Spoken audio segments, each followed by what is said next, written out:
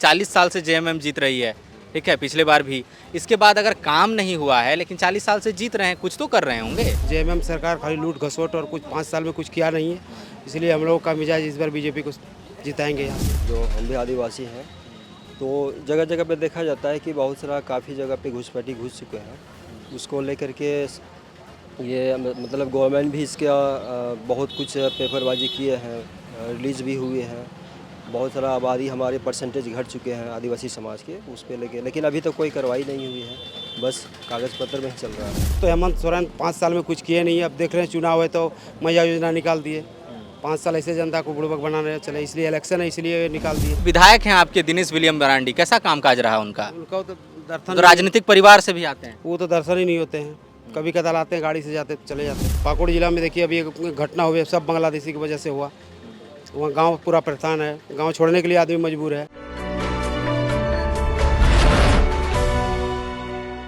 नमस्कार, जोहार। The fourth wheeler देख रहे हैं आप और हमारी जनमत यात्रा संताल परगना में है और इस वक्त हम लिट्टीपाड़ा विधानसभा क्षेत्र में हैं। लोगों से बातचीत करेंगे, समझेंगे उनका मूड और मिजाज चुनाव को लेकर क्या है। हालांकि अभी तारीखों का ऐलान नहीं हुआ है, चुनाव की तारीख तो अभी आई नहीं है, लेकिन माहौल बनने लगा है।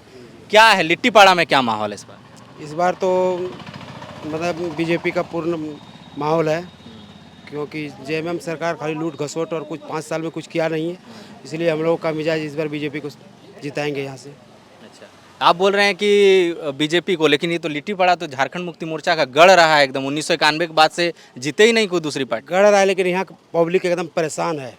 इस बार मूड बना लिए हैं कि बीजेपी का तब भी तो जीत जा रहे हैं हर बार। जीत जा रहे हैं, लेकिन इस बार पूरा कोशिश है कि बीजेपी को जिताएंगे। क्या ऐसा बीजेपी कर देगी जो झारखंड मुक्ति मोर्चा नहीं कर रही? झारखंड मुक्ति मोर्चा कुछ किया ही नहीं है, कुछ भी नहीं। आप सड़क देखिए लिट्टीपाड़ा का, आप बिजली देखिए, पानी की कोई व्यवस्था ही नहीं है। इसलिए इस बार मिजाज है कि बीजेपी को भी जिताएंगे। वो तो बोल रहे हैं कृषि के लिए बढ़िया काम किए, अभी मैया सम्मान योजना आ गया, फिर उधर सर्वजन पेंशन योजना है, वैकेंसी भी बोल रहे हैं कि जेपीएससी का हम निकाले, जेएसएससी का परीक्षा हो रहा है अभी। वो तो हेमंत सोरेन 5 साल में कुछ किए नहीं है। अब देख रहे हैं चुनाव है तो मैया योजना निकाल दिए। 5 साल ऐसे जनता को बुड़बक बनाने चले, इसलिए इलेक्शन है इसलिए निकाल दिए। वो बोलते हैं योजना बंद थोड़ी हो जाएगी, वो तो चलेगी, चुनाव बाद भी चलेगी, नई सरकार आए या यही सरकार आए। ये पॉसिबल ही नहीं है, कहाँ से देगी आखिर सरकार? ये बुड़बक बना वोट लेने का काम कर रही है बस, और कुछ नहीं। जैसे आप बोल रहे हैं पेयजल है, सड़क है ना, और आपका आवास जैसी प्रॉब्लम है, तो पिछले 5 साल तो बीजेपी की भी गवर्नमेंट थी, 2014 से 19 तक, है ना? तो उस समय भी तो मतलब अगर पेयजल की दिक्कत है तो इसका मतलब कभी भी काम नहीं हुआ है पेयजल को लेकर। नहीं, पेयजल का बीजेपी सरकार में काम हो रहा था। अगर सब अभी तक रहते झारखंड में तो अभी तक हम लोग को उपलब्ध मिल जाता पानी का।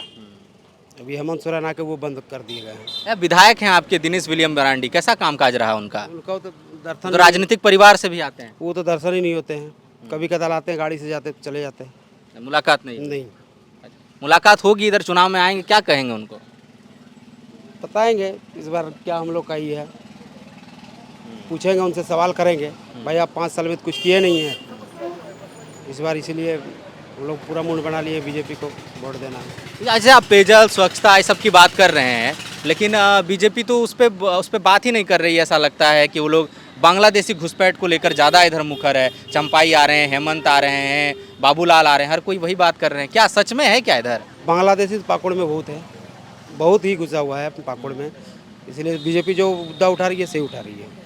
किस तरह की समस्या है उस तरीके से, मतलब दिखता है समस्या कि हाँ वाकई ऐसा है? है तो पाकुड़ जिला में देखिए अभी एक घटना हुई है, सब बांग्लादेशी की वजह से हुआ। वहाँ गांव पूरा परेशान है, गांव छोड़ने के लिए आदमी मजबूर है। क्या नाम हुआ आपका? चार्लेस समरम है। क्या करते हैं आप? ऐसे हमें सामाजिक कार्य करता है। अच्छा, क्या चल रहा है इधर लिट्टीपाड़ा में, इधर माहौल? नहीं, अभी माहौल मतलब पहले जैसा इतना है नहीं। अभी सब लोग मौन है, जो कि अभी कहना मुश्किल है कि अभी किस कंडीशन पे अभी इलेक्शन होगी। बाकी सब जनता जो है पहले से काफ़ी जो है एक्टिव हो चुके हैं। ठीक है, मुद्दा क्या रहेगा इस बार? इस बार का मुद्दा होगा कि अधिकतर जो है अभी घुसपैठी को लेकर के अभी चल रही है हमारे समाज में, जो हम भी आदिवासी हैं। तो जगह जगह पे देखा जाता है कि बहुत सारा काफ़ी जगह पे घुसपैठी घुस चुके हैं। उसको लेकर के ये मतलब गवर्नमेंट भी इसका बहुत कुछ पेपरबाजी किए हैं, रिलीज़ भी हुए हैं। बहुत सारा आबादी हमारे परसेंटेज घट चुके हैं आदिवासी समाज के उस पे लेकिन अभी तक कोई कार्रवाई नहीं हुई है, बस कागज़ पत्र में ही चल रहा है। देखिए, आप आदिवासी हैं, आप ये दावा कर रहे हैं कि घुसपैठ हुआ। इस सरकार तो मना कर रही है कि ऐसा कोई घुसपैठ हुआ ही नहीं है। नहीं, वो गलत है, चूँकि देखिए देखने में कुछ और है और रिपोर्ट में कुछ है। क्योंकि हम भी एक हिसाब से सामाजिक कार्यकर्ता हैं, जो कि हमारे आसपास में जो है यहाँ से 10 किलोमीटर जो है एक रंगा गांव है, वहाँ भी आप देख सकते हैं। बाकी पाकुड़ का रिपोर्ट तो है ही सब। इस वक्त बड़ा मुद्दा यही रहेगा। बड़ा मुद्दा यही रहेगा, प्लस अभी विकास को लेकर भी अभी मुद्दा रहेगी, क्योंकि आप देख ही रहे हैं कि हमारे लिट्टीपाड़ा विधानसभा में लगभग 40 साल से, मतलब 40 साल से यहाँ पे एक ही पार्टी का राज हो चुका है। मतलब जेएमएम का यहाँ पे विधायक रह चुके हैं। अभी तक सभी मुद्दे पे फेल हो चुके हैं, ना स्वास्थ्य को लेकर के काम किए हैं, ना एजुकेशन को लेकर के, सभी क्षेत्र में फेल है। ये आप दो बात बोल रहे हैं कि 40 साल से जेएमएम जीत रही है, ठीक है, पिछले बार भी। इसके बाद अगर काम नहीं हुआ है, लेकिन 40 साल से जीत रहे हैं, कुछ तो कर रहे होंगे। नहीं, देखिए अभी ऑप्शन ही नहीं है लोगों के पास में। सबसे बड़ी बात है कि यहाँ के कुछ वोटर्स जो हैं पहले सोच वाले थे, जो कि पहले नहीं समझ पाते थे। अभी कुछ लोग जागरूक हुए हैं, जो कि बीजेपी को अधिकतर सपोर्ट कर रहे हैं। तो बीजेपी ऐसा क्या कर देगी जो इलाके में पहले नहीं हुआ? कि सरकार तो बीजेपी की भी थी 5 साल। नहीं थे, उस समय में काफ़ी प्रोग्रेस भी हो चुका था। जैसे हमारे यहाँ लिट्टीपाड़ा में एक पानी का बहुत बड़ी समस्या थी, जो मतलब जल मीनार के रूप में यहाँ पे सभी गांव-गांव में जो है जल की व्यवस्था करवाई गई थी, जो कि आज वो भी धरातल पर नहीं उतर पाई है। 40 साल से कह रहे हैं कि झारखंड मुक्ति मोर्चा जो है वो जीतती आ रही है, फिर लोग ये भी दावा कर रहे हैं कि काम नहीं हुआ। तो काम नहीं हुआ तो फिर जीत कैसे रही है? समस्या यही है, ये आपको भी पता है कि 40 वर्षों से लगातार यहाँ झारखंड मुक्ति मोर्चा के विधायकों का प्रतिनिधित्व है, लेकिन फिर जीतती क्यों है? बहुत बड़ा सवाल है अपने आप में, और कहीं ना कहीं ये अपने आप में एक समस्या भी है। कहीं ना कहीं दूसरे दलों के द्वारा, खासकर ये मुख्य विपक्षी दल भाजपा के द्वारा इस चीज़ का काट नहीं लाया जा सका और लोगों तक मुद्दों को नहीं पहुंचाया जा सका। और मेरा तो ऐसा मानना है कि मतदाताओं को भी सच्चाई को समझना चाहिए, उसको पहचानना चाहिए।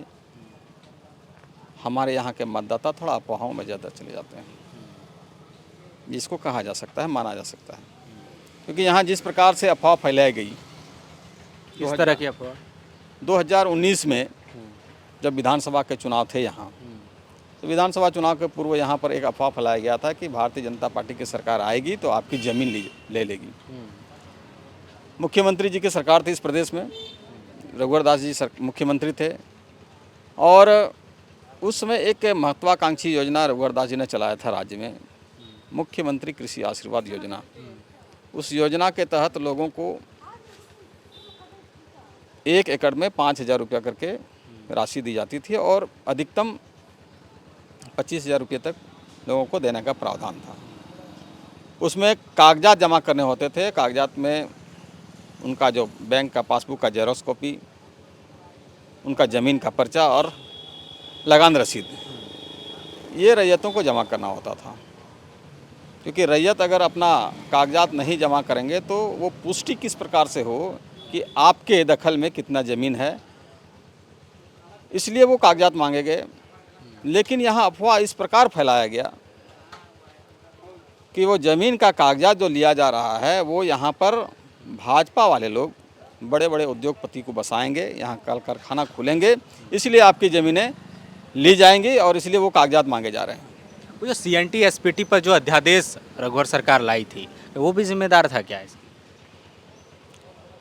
देखिए, अगर लोग नहीं समझ पाते हैं तो कहीं ना कहीं इसको भी माना जा सकता है। लेकिन मैं ये कहना चाहूँगा कि 2019 के चुनाव में हेमंत सोरेन जी ने अपने घोषणा पत्र में कहा था कि यहाँ आदिवासियों की ज़मीन को मैं वापस दिलवाऊंगा अगर मेरी सरकार बनती है तो।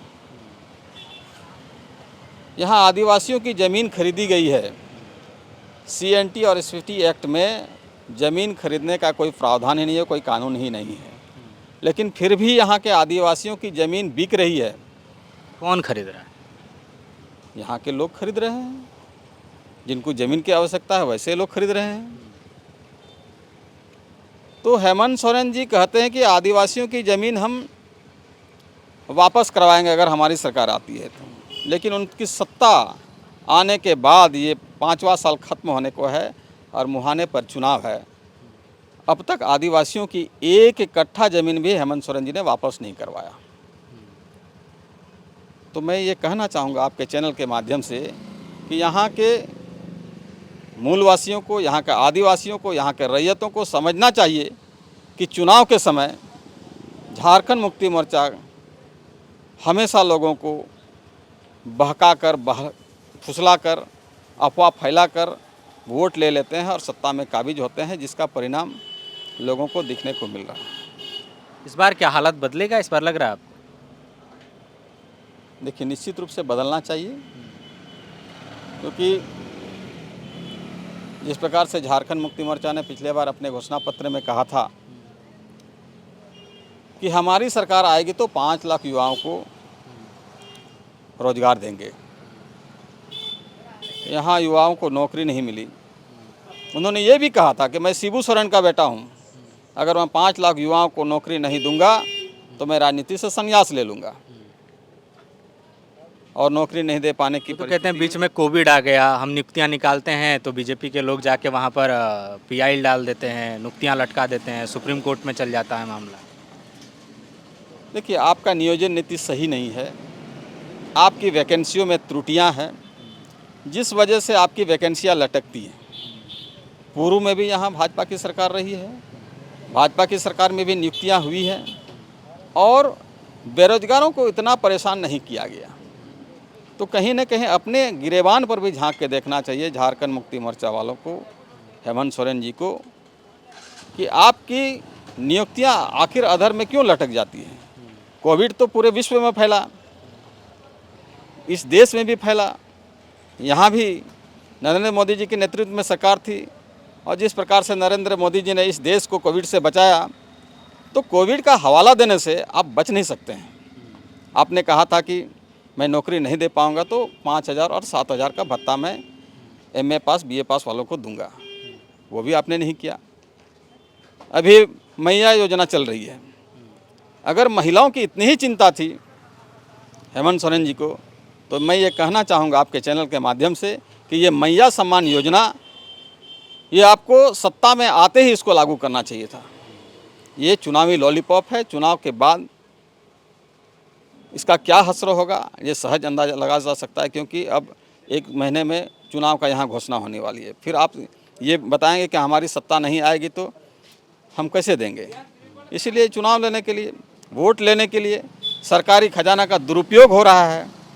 ये दुरुपयोग ही माना जाएगा ना कि सरकारी खजाना आप लुटा रहे हैं और आपको वोट लेना है। इस प्रकार से लोगों को भी समझना चाहिए, जनता को भी समझना चाहिए।